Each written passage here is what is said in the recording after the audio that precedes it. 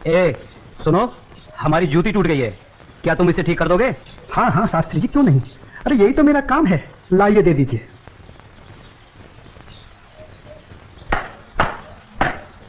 लीजिए शास्त्री जी, आपकी जूती ठीक हो गई। कितने पैसे हुए? जो मन करे दे दीजिए।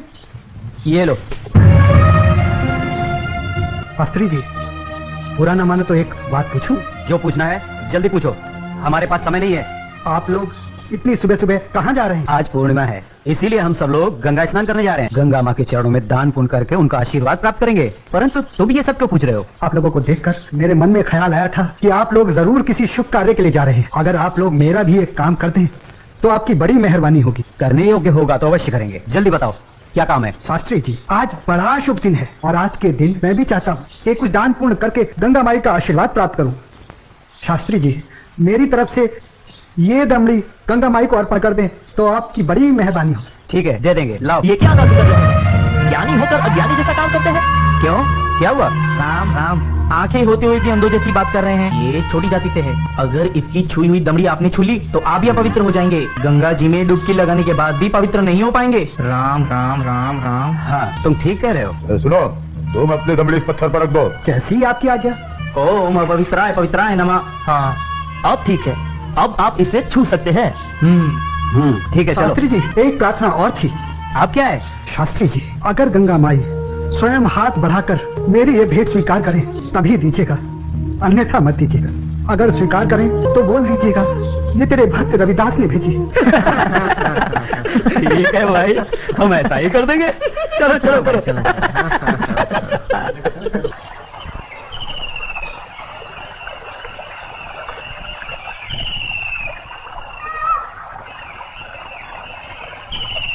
जय हो गंगा मैया की।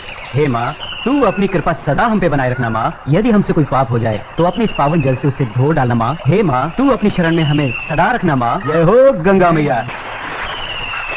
अरे मित्र, आप कुछ भूल रहे हैं। क्या? अरे भाई शूद्र, जिसे आपने अपनी जूती ठीक करवाई थी, उसकी दी हुई दमड़ी। अरे उसने कहा था कि स्वयं गंगा माता हाथों से स्वीकार करे तो देना, अन्यथा नहीं। पागल कहीं का। अरे भाई, याद आया। यही दमड़ी ना? हाँ। हे गंगा मैया, ये दमड़ी उस शुद्ध रविदास ने आपको भेंट करने के लिए दी है और ये भी कहा है यदि आप स्वयं अपने हाथों से इसे स्वीकार करें तो ही हम आपको दें। जय हो गंगा मैया। अरे गुरुजी, आप भी क्या उस शूद्र की बातों में आ गए? भला ऐसा भी कहीं हो सकता है कि स्वयं गंगा माँ अपने हाथों से उस शूद्र की भेंट स्वीकार करे? अरे जब हम लोग शूद्र की दी हुई चीज नहीं लेते तो ये गंगा मैया कैसे लेंगी? मैं एक काम करता हूँ, ये दमड़ी मैं अपने पास रख लेता हूँ, मेरा आने और जाने का खर्चा निकल जाएगा। आज दान और पुण्य में बहुत खर्चा हो गया है। ठीक है भाई, इस दमड़ी को तुम ही रख लो। अब चले? चलो भाई। ठहरो, इधर लाओ। मेरे भक्त रविदास की दी हुई भेंट मुझे दे दो। मैं अपने भक्त की भेंट स्वीकार करती हूँ। मैं अपने भक्त की भक्ति से बहुत प्रसन्न हूँ। लाओ, वो दमड़ी मुझे दे दो।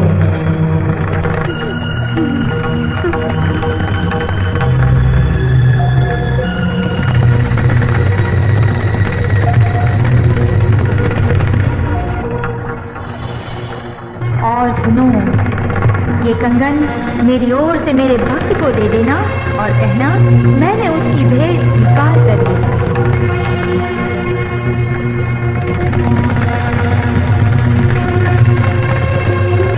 चलो भाई, चलो यहाँ से जल्दी चलो। ये मुझे लगता है ये जरूर उस सूत्र का फैलाया हुआ कोई माया जाल है। चलो। गुरुजी, हमारी आंखों ने जो देखा और हमारी कानों ने जो सुना, क्या वो सच था? वो तो एकदम सच था, किंतु ये बिल्कुल सच नहीं था कि गंगा माँ ने स्वयं अपने हाथों से उस शुद्ध रविदास की भेंट स्वीकार की। और मुझे तो लगता है ये शुद्ध रविदास कोई बहुत बड़ा मायावी है। हाँ, मुझे भी यही लगता है। मैं अपनी आंखों और कानों पर अभी तक विश्वास नहीं कर पा रहा हूँ।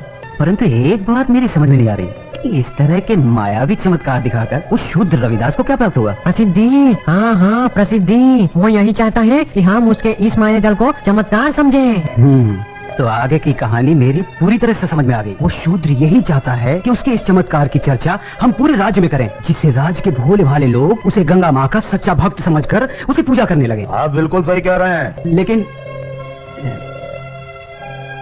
इस कंगन का क्या करें?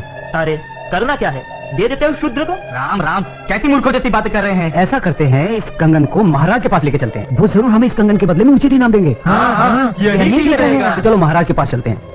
लेकिन उस रविदास के बच्चे से क्या कहेंगे हम? अरे हम उसके घर के सामने से ही नहीं जाएंगे। हाँ बिल्कुल ठीक है। और वो इतना अंतर्यामी तो है नहीं।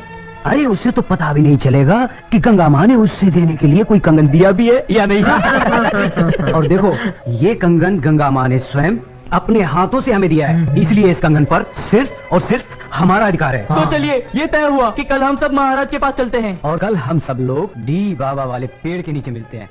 जय हो डी बाबा की।